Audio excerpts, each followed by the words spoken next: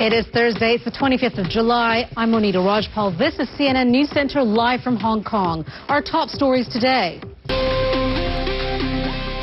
77 people have been killed in Spain in one of the country's worst ever train disasters. Officials say the train came off the rails as it rounded a corner approaching the city of Santiago de Compostela in northwest Spain. 218 passengers were on board. Officials say, as well as the dead, more than 100 people were injured.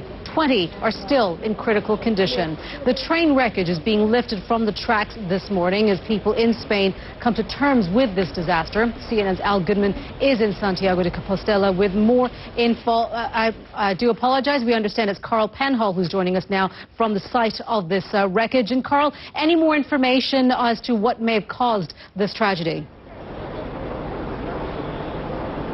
Well, those issues are still very much under investigation. That really is front and central of the task. Carl, thank you so much. Carl Penhall there live for us from the site of this wreckage in Santiago de Compostela.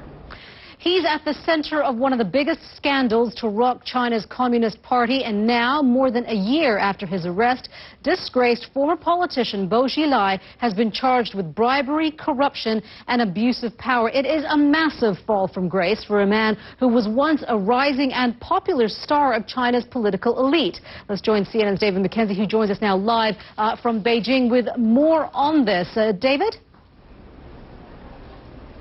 Well, that's right. Jul25 was once considered a shoo-in for the Standing Committee of the Politburo. David, thank you very much for that. David McKenzie there live for us from Beijing. We want to take you now back to our top story that we were reporting, the deadly train derailment in Spain. Prime Minister Mariano Rajoy is giving a news conference right now. He is there. Let's take a listen.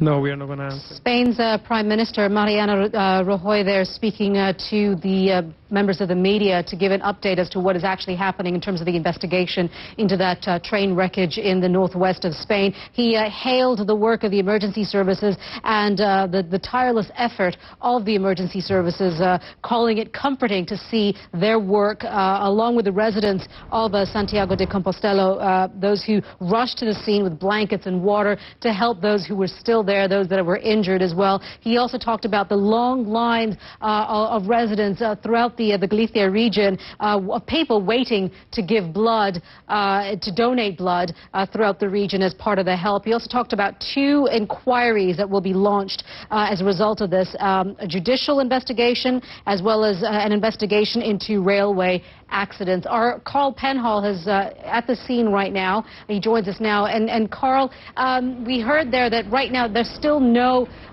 exact cause of this train crash right now. We do know that the site is that, I was reading earlier today that someone had actually described it as being Dante's Inferno. That's how bad it is there. Give us an idea of just I guess how difficult it is going to be for investigators to work through the wreckage there. Well, I think also one of the key points that the Prime Minister has just made is that he also said that investigators and hospital workers would now work as fast as possible. Okay, we do apologize. We seem to have lost contact and communication there with our Carl Penhall. Carl Penhall there reporting from the site of this train wreckage where 77 people were killed.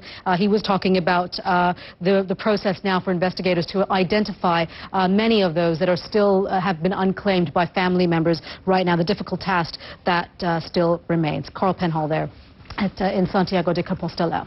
You are watching CNN News Center live from Hong Kong. Do stay with us. We'll be right back with more after this break. You're watching CNN News Center live from Hong Kong. I'm Monita Rajpal. Despite security concerns, Pope Francis is carrying on with his tour of Brazil and has a busy day ahead of him. Let's cross over to Miguel Marquez, who's live for us in Rio de Janeiro. Miguel. Yeah, good morning. A lot of security surrounding the Pope now, but there are still concerns about his security.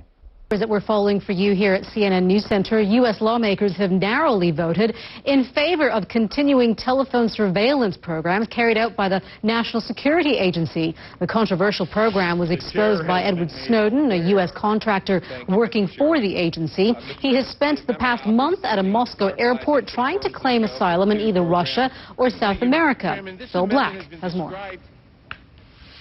Edward Snowden's application for temporary asylum in Russia is being processed, and that... Police in India say the headmistress from the school that served toxic lunches to students will appear in court in the coming day. Police arrested Meena Kumari on Wednesday after she spent 8 days in hiding. 23 students were killed and 25 others sickened after eating their midday meal. Police say forensic testing shows that pesticides were in the cooking oil and the food served that day.